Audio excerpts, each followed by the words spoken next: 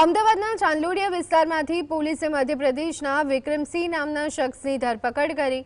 ચોંકાવનારી વાત એ છે કે આ યુવક બીજી વખત હથિયાર સાથે પકડાયો છે।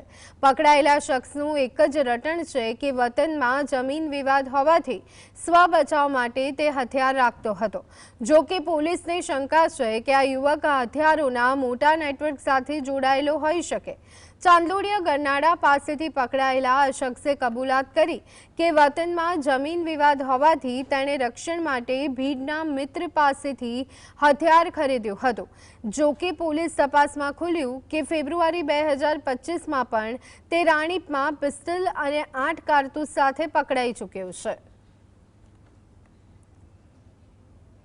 આ હથિયારમાં તેનો કોઈ ઉપયોગ કરેલ છે, કોઈ એમ કરેલ છે, અન્ય કોઈ સપ્લાય કરેલ છે, એ બાબતની તપાસ ચાલુ છે। અને આ વેપન બાબતમાં હજી રાણીપ પોલીસ સ્ટેશનમાં પકડાયેલ છે। એ જ વેપન છે કે એ જ પ્રકારનું વેપન છે, તો તેનો સપ્લાયર કોણ છે એ અંગેની પૂછપરછ કરતા આમને કૃષ્ણા રવિસિંહ રાજપૂત એ પણ એ ભીંડના બાજુના જ ગામનો રહેવાસી હોય, એમની પાસેથી મેળવી અને પોતાની પાસે રાખેલ છે।